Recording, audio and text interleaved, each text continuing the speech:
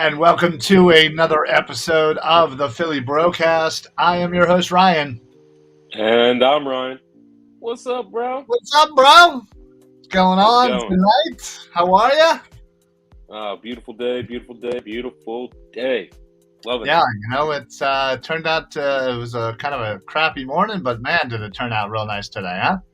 Absolutely. Got outside, played some hoops. Loved it. It was What great. more can you ask for? Speaking of what more can you ask for? We're actually going to start with the Phillies tonight. They have been on fire as of late, winning 9 out of 10. They won last night against those pesky Miami Marlins, who we always seem to have some issues with, but they were able to win it. Walk-off Reis Hoskins, his first walk-off hit, by the way, which I found astonishing. Yeah, I was pleasantly surprised they were able to beat the Marlins, especially having basically their best pitcher on the mound. They find ways to win during this streak, So let's hope they can keep it going. But what's we had always been talking about, oh, well, we don't need to, mid-June or, whatever, when we need to start talking or worrying whether or not we need to, be worried about the season or be excited about the season.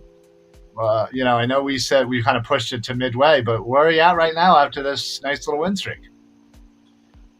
Still at the level of concerned. You're still missing pieces. I believe we talked about it before, center field, you're missing pitching. Right. But overall, I'm pleased. I'm very happy. But, honestly, it's one of those situations where I'm pessimistically optimistic. I don't know if that's how it goes. Until they got a top fan badge, you have to acknowledge Pride Month. Yeah, absolutely. Happy Pride Month, everybody. That's fine.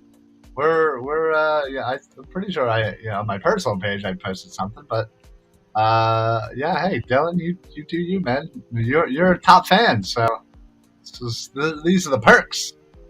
Yep, wear the badge of honor. Yeah, absolutely. I'm sorry, you were saying. It's okay. No, but overall, there's a lot to be excited about, especially the way Bryce is hitting. I mean, 15 home runs, batting .318. I mean, just a monster. 46 RBIs. He's been a beast. The way Didi's been hitting, I mean, he's been one of the reasons why this team has been so, on fire of late. I mean, he has been a spark to this team. And then, it's good to see Reis get his first walk-off of any fashion, which is cool and fun. It is kind of surprising, right? But then again, the way that his career has been so far, it's also not surprising. He's consistently inconsistent. So, go ahead. I mean, so the pitching is still a question mark for me. We just lost Segura until mid-August. He just got pushed from the 10 to the 60 day. Yeah. So I mean, that's going to be tough because there's a little bit of hitting, a little bit of D. Yeah, I know people are like, "Oh, his defense is really not that great," but it's still an all-star. That's like you're missing from your team, essentially. Yeah, and you've been trekking up kind of a random infielder, if you will. None other, perfect example tonight, Yaro Munoz, who they just acquired, and they basically brought him up. They sent down Mickey Moniak, which it's unfortunate. It's one of those things where, like, I get it. He's not doing the best right now, but like, let him be up here and let him struggle. Let him work it out. If you don't mind, I'm sorry to interrupt, but if you don't mind me posing this question, and I feel like it's kind of obvious, but like, considering the team is hot, and he is like very low production, you would have to imagine that you send him down because it might hurt the team. This is not really the time to like test out players. I understand where you're coming from, by the way. Yeah, no, I completely get what you're saying. I just think you're messing with him too much. You gotta let him be a big leaguer. Let him go through the struggles. Like, have faith in him, then he'll figure it out. And let him join this team in production. I just, again, I don't understand what this Munoz kid is going to do. That being on the squad rather than having Moniak right now. So, I mean, it is what it is. But yeah, like I said, I'm glad they were able to beat the Marlins last night. For whatever reason, the Miami Marlins has been a thorn in our side over the last God knows how long. And honestly, when you really think about it, if we would have beat the Marlins as we should in many of the games, considering they were the worst team. We always seem to play down to them, but they really had an impact on us not making the playoffs the last couple of years, and that's because we couldn't beat this team. So if we can get over that hump, get them out of our heads and beat them here, win this series again, and win another series in a row, considering we're also going to be playing Washington next, again, this hot streak of theirs could really continue if they can get over the mental hub of the Miami Marlins. Yeah, it's been obviously baffling for all of our fan base, considering that, like you said, they are bottom of the barrel. Like, they are not a good team overall, but they just kick the crap out of us every time. I mean, it's not even like, they beat us at the beginning of the year, but we got them back. No, it is all year, every time, every series. They seem to pull it out, and I'm not sure what it is. If they just get fired up, if they have a rivalry with us that we don't know about. We don't know about. I mean, there's probably some like bar down in Miami that's just like, we hate the Phillies so much, and it's like, why? But anyway, I couldn't agree with you more that this is an opportunity for them to continue this hot streak, continue their hitting, and really, again, like get fine-tuned on those fundamentals. Continue to work, continue to get better. It's the sum of marginal gains. You just want to get 1% better every game that you're out there. And I mean, if they continue to do that and hit the way they're hitting, I mean, even Schwarber, like, he'll have his moments. He's batting .212 right now. .212. That's really not that great, but like, he comes in clutch, and it's like maybe he can turn it around. I mean, you were hating on JT for a little bit there. He's still middle of the road, but he's not declining or going up. So I mean, he's right in the middle there at 244. Yeah. So I mean, so just to a little Schwarb's knowledge. Over the last 7 games, he's batting .310 with 7 RBIs. Over the last 15 games, .271. 6 home runs over the last 15 games, 12 RBIs. Like, so the last 2 weeks, he's been picking it up and just getting hotter. And yes, I think we obviously focus on the times where, he may strike out with runners in scoring position and yada, yada, yada. But one ball. Yeah, exactly. And like, he just, whatever, like you said, he tends to come up clutch when we really need him. And like I said, he's been hot the last 2 weeks during this streak. So, again, he's part of the reason why they are where they are. But, first and foremost, it comes down to Bryce Harper. The man is tearing the cover off the ball. He is absolutely the leader on this team. And this team is following him into this, streak. The fact that they won 9 games in a row after firing, 8 after the firing the manager, but 9 total after firing a manager and bringing in somebody that nobody really knew about, Mr. Stowe. I mean, there are so many memes right now going on. I love this dude. This guy is. I'm rooting for him. I am all for it. The best one was the one that's like Thompson will come hold the door for you, say "Go Birds," and then run you over in the Wawa parking lot. That's exactly right. That's the type of guy that we want leading this team. Oh, 100% couldn't agree more. So no, exactly. I think, and then all the stuff is coming out about Girardi, where Castellanos said, "Yeah, I may have had one or two conversations with the man." Yeah. What? Brand new player on the team. Brand new player on the team. Good all-star player, and you barely acknowledge him. No wonder Castellanos said, like, I haven't really been comfortable here yet. Like, I'll figure it out. But, like, you got to assume that had almost everything to do with it. Yeah, absolutely. And that's what we were talking about. He's there's a culture that has to be built up. And he was like a poison to our culture. I mean, and sometimes when you make that change, it can have a drastic effect, and we're seeing that clearly as of right now. He seems to be the issue, or he seems to have been the issue, and it's fantastic. Also, speaking of fantastic, Miami's up 4-0 already. They hit two run home runs, so I forget who's pitching tonight. Did I speak too soon? Oh, it's Eflin. See, I'm pissed that Eflin's struggling right now because he's been doing better, and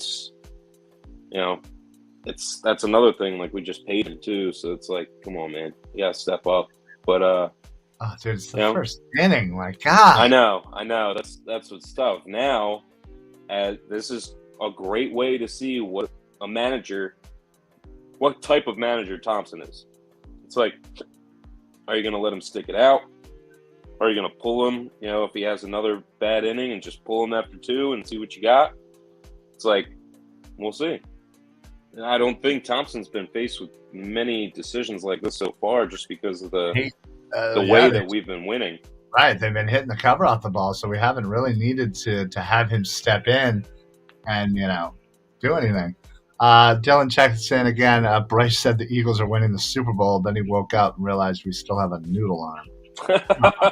That's mean. That's mean, bro. Why is everybody hating on Jalen Hurts so much? Come on. Do you really have to ask why? I mean, I know why, but it's frustrating because you know what you have and you're hoping for the best. With this team, we don't run on hope. Like, we have hope. We have high hopes. If that was the case, we'd win every year. There's so much blind hope in this city in the beginning of every season. That's the thing. And now people are opening their eyes and being critical. And then there's people like you, like, don't hate on Jalen Hurts. It's like, no. Give him all the hate. So, okay. Take him to the haters' ball. Hate. No, me and Eric had this discussion last night on the Football Smack Talk show about Jalen Hurts. What I don't understand is why there are people that are actively rooting against him. You may not like him. You may not think he is the guy. You may not think he is a franchise quarterback. But as an Eagles fan, you cannot tell me that the best possible outcome for this team to be better and to get where they need to go, considering the assets that they have next year, that having him be the guy, or at least the guy moving forward, is not the best option, rather than him sucking, crashing, and burning and us starting over again at the quarterback position. I agree. Yes. The best thing for the team is for him to be the guy, produce, and get us to the playoffs, and hopefully more than one, but at least one playoff win. Right. That is the hopes. But it's the way that we've been burned, man. I mean, you have to remember, like, we just got burned thinking that we had the guy. We had our franchise quarterback. So it's like, so why are you going to already just put up that because wall? we've seen, we saw what he has, and it's a lot of inaccuracy. I'm sorry, I don't accept that. That's not the Philly way. Guess what? You stick in there, you root for your team, not individual players. It's about the front, not the back, right? He's the most important. It's the most important position in sports. But I understand he is, but there's a difference between being critical and actively rooting against. And there is too much active rooting against him right now.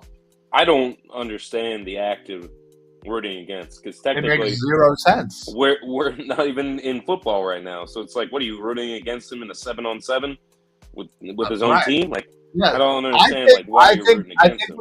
I think we figured it out though. I think people, given the social media climate that we live in right now, I think people like being right more than they do about having their team be its best. People love saying, "Oh, hey, I told ya. I said Hurts would suck, man. He freaking sucks. Ha ha ha, I'm right." Like, people die to say that shit.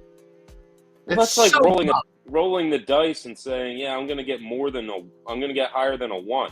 It's like, yeah, well, you have a lot of chances to say you're gonna get higher than a 1, but you know, you've also seen that this guy can play. This guy has room to grow and has a decent ceiling. It's just the minor things that you're looking for him to change, right. And that would make major results. Right. But the people that are harping on this is that they're saying that what they're seeing, the eye test, is that he cannot get to that point.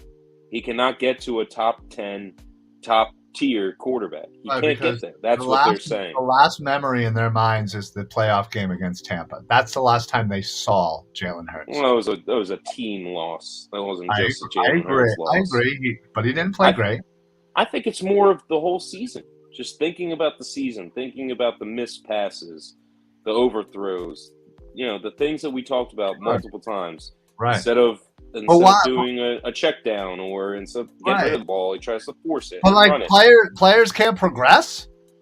Players can't improve during an off season? I mean, honestly, I'm not saying that, but the whole question. I am not comparing him to Josh Allen in any way. But Josh Allen was not that great of a quarterback his first 2 years. But he took an incremental jump. An incremental jump in year 3. You saw what you had with Josh Allen, though. You saw the big body. You saw the big arm. Has Hurts not shown, granted maybe on a smaller size, those flashes that he can be a pretty good darn quarterback? I don't know if he's shown that he can. Josh Allen was inaccurate as all hell. But it's just, yes, those changes for Josh Allen were incremental and were small, and we're getting better from year 1 to year 3. Sure. Jalen Hurts has leaps to go. Leaps. So did Josh Allen. Not small steps. Josh Allen had leaps when it came to his accuracy, dude. Oof, he was horrendously inaccurate. He was horrendously inaccurate.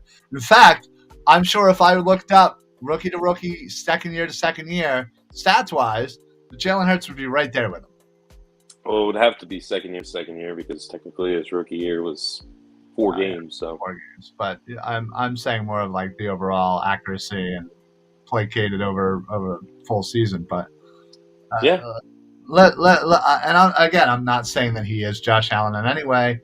I am just using him as an example of somebody who had issues, who the fans were not thrilled about, and he took huge steps over the course of year 2 to year 3. And that's where Jalen Hurts is right now.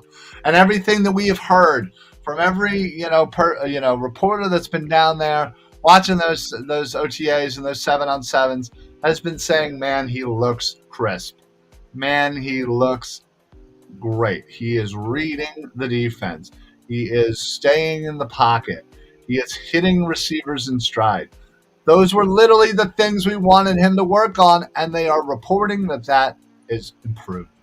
So the first, I love hearing it. The first two things, you kind of take with a grain of salt, considering it's 7-on-7. It's right. You're right. You're right. I mean, again, I'm not trying to hear say he's winning the Super Bowl. He's putting it in the breadbasket. He's leading them. He's doing those things in which shows that he is improving. Right. That's key. Absolutely. So the rest is something that we're just going to have to wait and see, unfortunately. Yeah. But for the most part, yeah, if you're telling me that this guy looked better this offseason compared to last offseason, then okay, that's a step that actually had to happen and can lead to success. Absolutely. But the rest of it is you're getting chased down by somebody, in the league, anybody in the league. You're getting chased down. You're rolling to your right. What do you do when a linebacker's staring at you? You think you're going to beat that guy, or do you just throw the ball, get rid of it, or those are the things that I wouldn't mind seeing. And I mean, if anybody tells me he's got the legs, he's young, it's like, yeah, of course he does, but don't you want him to use that in a time when it's, an actual play? Right. Wouldn't you want to see it? Yeah. Exactly. I agree. And what up, D? He says, "Yo, gents, what it be? Bald Eagle, my man, Mr. Bald Eagle himself, Sean Cressman checks in. By the way, if you have not checked out his show every Wednesday, please do so. Philly Sports Alliance live every Wednesday. And in fact, Sean will be joining me and some of the gentlemen from the Painted Lines right up there. Right after this, we are doing the Birds of the Round Table. We're talking Eagles' top 5 plays. So we each have kind of a video montage that we're going to throw out there and talk about. So check us out right after this. Bald Eagle will be joining me. He says improved deep ball. Yeah, that's one of the many things that we said, hey, listen, the accuracy on the deep ball has got to get better. And I can, probably count on two hands the amount of tweets or saying, oh, Jalen Hurts just hit A.J. Brown over Bradbury for a deep ball. Right in the hands. It's 7-on-7. It's a little different. It means something else, but you got to start there, right? You got to start by being good in 7-on-7s before you can start by being good in 11-on-11s in practice, and then bringing it to the game. So, the fact that no matter what you say, and listen, this is coming from me. I'm not necessarily a Hurts guy. I'm still on the fence. I still need to see these things. I'm not hating, though. I'm not actively rooting against the man. I want to see him take those steps that we've been talking about. I want him to sit in the pocket and go through his progressions and go through his reads. I want him to throw the ball and lead the receivers. You have A.J. Brown right now, who is a yak god. A yak god. You throw him the ball with a little bit of lead, boom, done. You have Quez Watkins. You throw him a little screen, boom, done. You have Devontae Smith. Same thing, fast as all hell. You have the receivers that can get the yards after catch. You just sometimes need to lead them a little bit better to give them those opportunities. And if he does that and that alone, I think that will show leaps and bounds how much better he is this offseason. Just that alone. Absolutely. One of the big things with leading the receivers, the focus on the fact, like you were saying, with the yards after catch, but a lot of the time last year, and this happened a couple times with Dallas, this happened a couple times with Devontae, he put it in a spot where the guy can catch it, but not where he can progress. Right. And that's sort of what you're talking about. Yeah, no, that's 100%. That is 100% what I am saying. Yeah. He can throw the ball and get it to the receiver, but you need to get it to the receiver so that they can move instead of just continue their route. Like most of the routes that these guys are doing are these crossing routes or these, other shorter routes that are designed for yards after catch. And if you are just getting them to them behind them or right there, but where they have to adjust, you're not maximizing the play. And the play is supposed to be lead the receiver, lead them and let them go. And that's all. That is like one of the biggest things that I really want him to improve on. And I think we have the receiving core that if you do even moderately improve that skill, I think it's going to show leaps and bounds. You're going to see a lot more yards from Smith, from Brown, from Watkins. And you know what? I think Hurts's numbers are going to balloon up as well. So I'm really hopeful that might be the one thing he improves the most on this offseason, outside of going through progressions. I think that's obviously a huge one to me. Yeah, definitely. Just being smart with the ball. It's huge. He didn't really have a lot of issues, if I remember, with handling the football, if I'm not mistaken. Really didn't have too many fumbles, too many problems. I mean, it was no Carson Wentz, right? That's a fact. But it's one of those things where you continue your progression, you continue to listen to your coaches, to other players, especially someone like AJ. Yeah, I mean, there you go. You need all around this team can really fly, and a better passing game can lead to a better run game. A better run game can lead to a better pass game. It's all kind of dependent on each other. So it's a circle. It's a circle. Yeah, it goes around. It's a circle. It's a circle.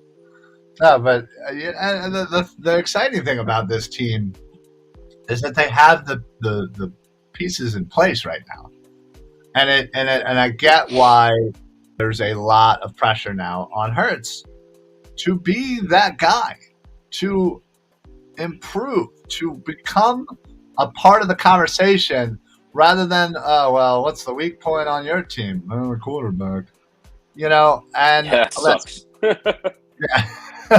You know what I mean? Like, so if he can become like a top 12 quarterback, top third of the league, why you wouldn't keep him. Yeah, absolutely. 100%. Yo, what's going on, Paul? What's up, brother? Paul checks in. I see more catches / yards from Devontae Smith, 1150 yards on about 65 to 70 receptions. Yeah, I think that might be perfect where he'll fall into. I think I'll see this. I disagree with AJ Brown with about 60 and about 850, but 10 to 12. All right, that actually makes up for the 850, so I'll take it. Yeah, I mean, I can imagine, as you get towards the red zone, you're going to be using AJ a little bit more. Devontae showed that he can have that go up and get it type of catch and the playmaking ability. But yeah, with AJ and the big body and his ability to run routes, I definitely can see him being used a lot more towards that red zone. Goddard another 60 to 65, 910 to 12. Okay, please. If all those happen, dude, forget about it. That offense is unreal. You're like greatest show on turf territory. Yeah, right. Let's say the Painted Lines checks in. What's up, Painted Lines? What's up, Painted Lines? Base loaded for JT. Woo! Yeah. Come on, JT. Come on. JT, listen, prove me wrong, brother.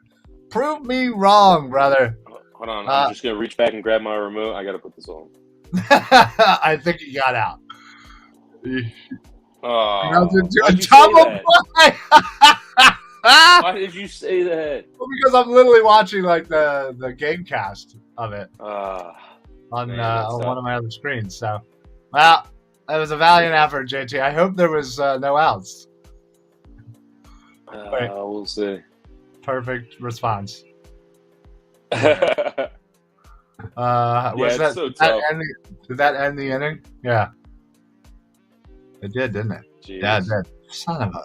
See, I told you. JT sucks. Oh, don't go there. Don't do that. I'm there.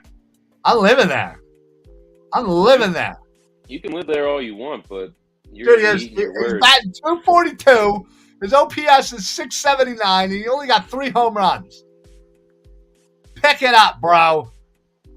He will pick it up. That's what I told you. He is a very consistent baseball player. He will pick it up. Really sucky right now. Oh, yeah? Is that why he's one of the best catchers in the league? I feel like that was a long time ago at this point. Quez with about 35 and 6, a few TDs and a few big plays. He also added 6 to 8 TDs for Smith. Now listen, so you're saying even on the low end, that's 16, that's 26, about 28 just from those guys alone, passing touchdowns. You know, you're not factoring in, Rager might get a few. Yeah, hell, he got a few last year. He got a couple last year. Don't hate on Rags. I'm going to all year long. So that's a guy that I will consistently hate. That means Hurts is hitting over 30 touchdown passes for sure. Potentially, maybe even 35 if things go well. But yeah, hey, I'm all for it. Yeah. I love Paul's. I love Paul's enthusiasm. So I mean, if that's where he should be, which is what we're talking about, making those leaps and bounds, then yeah, I mean, why not? Why not 30 plus touchdowns? Why not 3,500 plus yards? I mean, what's the standard now for a quarterback? If you're a good quarterback, you're getting 4 plus, 35 plus. Yeah, probably 35, maybe? 35 plus. I mean, like, if you want to be in that top tier, 30, 35 touchdowns, and then 35 plus 100 yards. Yeah, so Paul says 36 and 32. Yeah. So that is exactly what we would need. And then 7 or 8 interceptions. Absolutely. Yeah. Hopefully less than that. Just wanted to welcome everybody in from the Painted Lines YouTube. For those of you who don't know, we have partnered up with Painted Lines, fantastic group of people, Philly like-minded gentlemen, so we currently stream on their YouTube, where a lot of you are popping in, and we do appreciate that. I love all the comments. We have met many great people from the Painted Lines YouTube chat, and I personally from the Discord that we have going on. But they also stream on our Facebook, so it's a nice little partnership, sharing the love, trying to build each other up Philly style. So thank you very much for all of the love and support from the Painted Lines. Speaking of Mr. Painted Lines, as we really should be calling him, Mr. Crockpot Media, how do you follow Will Smith in the mud? Follow the Fresh Prince. Love dad jokes. Absolutely. Wait, do we have another one? What did the baby corn say to the mama corn? Where's popcorn? Ah! Oh my God. I love dad jokes. Excellent. Yeah. How do you get a blind guy to see? Take him by boat. That's messed up. How's that messed up? It's not really. That's why I said I'm counting the joint practices and preseason game stats for Hurts too. There you go. That's nice. That's messed up. That's messed up. I think it's time for you to mention one of our sponsors. Is it? Oh wow! Yeah. Look at you! I'm so proud of you. Got to, man. La-terrain.com. Yeah. So what my good buddy Ryan is mentioning here is the official sponsor of the Philly Sports Alliance. It's La Terrain watches. Head on over to www.la-terrain.com. You can see it down right there for the spelling. They sell exquisite watches, accessories, sunglasses, you name it. They got some really cool stuff over there. High quality stuff for pretty reasonable prices. But even more reasonable when you use code PSA for site-wide discounts. That lets them know that we sent you over there. So, yeah, head on over there, get yourself a fat watch, and just look better. You just use the term fat? Yeah, a fat watch. Oh, all right. Well, I'm just going to move right by that and you should. also mention... Six-pack coverage, baby. We got the swag. Thank you, Andrew, so much. Dripping in swagoo. Yeah, seriously. So we have joined up with Six-Pack Coverage based out in Tennessee. By the way, we do have to head down there because that would be cool to meet all the guys down there. But they are a social media company. They do podcasts, not only just for sports, but lifestyle and travel and food and fitness and finance and you name it. They got something for you. So head on over to sixpackcoverage.com. Check them out. Check us out on there as well. Our brother network, CEV Sports, based out of Philly, is down there as well. So we're kind of doing a little bit of a Philly takeover in Tennessee, bringing all the Philly sports and love down south. So check us out there. All of our shows can be streamed directly from their website as well. And check out some of the other awesome stuff they have there. So, but yeah, Reis rocking the new shirt. We got a couple of swag gifts this weekend. I forgot to wear mine today, but next time, I promise. Yeah. We'll let you go. All right. So now that we have transitioned to being done with that, want to talk a little Sixers. The draft is going to be coming up real soon, even though the finals are happening right now. It's 3-2, Golden State. The draft pretty much happens like immediately afterwards. Like, yeah, what is it, like 3 days, I think it is. So, and speaking of draft coverage, and I'll give them not only another plug, but this is a true statement. These guys right here. If you ever wanted to know something about a specific prospect that the Sixers might be interested in at number 23, head on over to thepaintedlions.com or their YouTube channel.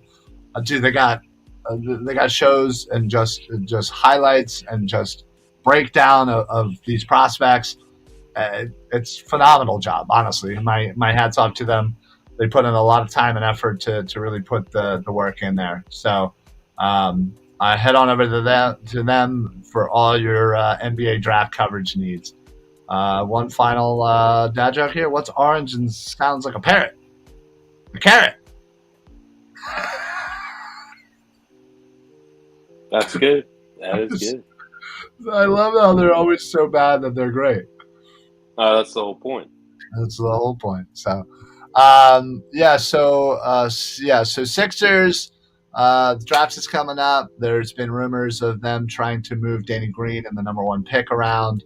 Not sure exactly what they may be able to get for that, considering Danny Green still owed about $10 million expiring contract. Won't be ready until mid-season. So not a lot of value there, but again, if they can get that money off the books and kind of make it work, that would be great. Obviously there's plenty of rumors floating around of Toby and Thibault and this, that, and the other. So, it could be a pretty exciting night trade-wise for the 76ers as Daryl Morey is continuing to try to find that true third superstar. Yeah, I mean, there's options out there. There's players that you just have to be, willing to make that move. And I am seriously curious right now on, you said third superstar, right? I did, yeah. Joel being number 1. Who is number 2? Hello, Ethan from Twitch. How are you? We always love our Twitch folk. What's up, Ethan? Who is number 2 on your Harden. superstar list? Harden. All right, so you want to pick up a third superstar. That would, give you that big three mentality, big three type of Right, but team build. if you have Maxey still on the team, you basically have If 3.5. you have Maxey, yes. Right. But in order to get your big three, I don't agree. you might have to get rid of him, dude. You might. I don't think it's a necessity. Paul checks in I don't again. think that can happen. Would a trade of Toby and Thibault for Hayward and PJ Washington make sense for the Sixers?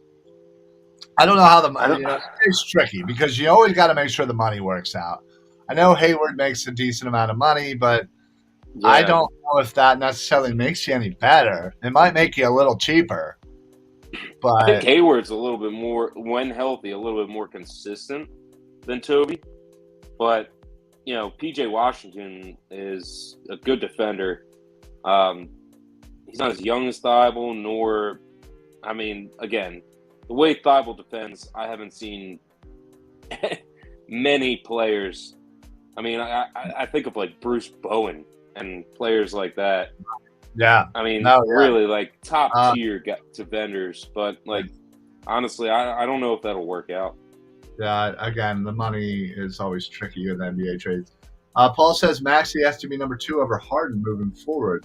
Not yet. That's why I asked, because not yet. He literally transitioned into that star stat. I'm not saying superstar, all-star, but into a star status, in which this next year he only has to go down. Right. If he performs the way he did this year, I would have to imagine him being an all-star. Hornets have 2 first-round picks in the top 15, so maybe a swap of 23 and one of their first-round picks. Again, yeah. Possibly, but again, I don't know player for player how that would be that beneficial. I'm not a huge fan of Hayward anyway. And personally, I think we need to focus on getting more forwards rather than guards. We seem to have he can play small forward. Yeah, he's more of a 3 than a 2. So, again, why bring in somebody when you're going to have them play not their best position? The health issues is a big thing. Well, yeah, the health issue is absolutely the number one thing. So, it's not just a big injury; it's like he's had minor injuries. So, yeah. But yeah, so we'll have more to talk about that next week as the finals conclude. Any day now, but most likely before Game 7 should be, if Game 7 happens, that'll be hopefully not Friday. So yeah, we'll be on air right after Game 7, should that take place. So we'll obviously discuss a little bit about that, and then the draft, like I said, is a few days after that. So so we'll kind of break down. Hopefully, we'll have a little bit more information as far as rumors go, but we'll talk about it then. Flyers, real quick before we get on out of here. Looks like they narrowed it down to 2: Trotzy and Tortellini. So we all know which one we all want, and we all know which one they'll actually sign. But we wait and see until that Can you afford either of them is the question. All right. Yes, Hayward makes about $30 a year. Toby is high 30s, so you'll save a little bit of money with a move, but it's got to be within a range. But yeah, so we'll see if the Flyers actually make a move by the time we're on air next week. Again, don't forget, right after this, Birds of the Round Table. I'm literally hopping off of here, hopping onto there. We're talking top plays from the Eagles' 2021 season. So join me, the Bald Eagle, and Shane Haff and Dibes from the Painted Lines. So those two guys, Painted Lines, us two from the PSA, Philly Sports Alliance. So I cannot wait to talk about that. Man, Paul has all of the information, apparently. PJ Washington. Thank you, Paul. Yeah, thank you, Paul. Paul with a plethora of information. Thank you, buddy. Paul, good people. All right. Well, we are heading out of here. Like I said, we got to get going. But we loved all the comments. Thank you so much. Paul, of course, bringing it hot. Mr. Crackpot Media himself. Ethan from Twitch. We love our Twitch people. Sean, the Painted Lines YouTube was checking in. Daryl, D-Rock, Dylan in the beginning about Happy Pride Month. So thank you guys. Appreciate it. We love all the support. We love all the likes, the follows, the shares. So keep doing that. The more you spread us around, the better it is. We're all just trying to build Philly up and make this the best sports media town there is. So thank you so much. We will see you guys next week. Finn, anything to add before we head on out? I usually have a trivia question for you. I wasn't quite prepared for one today. The question that I'm going to ask might take you too much time, so we'll hit it next week. That's fine. That's not a problem. I'll keep my streak alive, I think. And I don't know. But that's it for us. Thank you so much. We will see you guys next week on the Philly BroCast. I am Ryan. And I'm Ryan. Peace out, bros. Later, bro. Go Birds, go Sixers, go Phillies. Hopefully the Phillies can chip away at that lead, but not likely. 4-0, bottom of the second, 2 outs. There you go. All right. Yeah. All right, well, go Phils, go Sixers, go Birds, go Flyers. Peace, y'all. Peace, y'all. Everybody have a great night. We'll see you next week.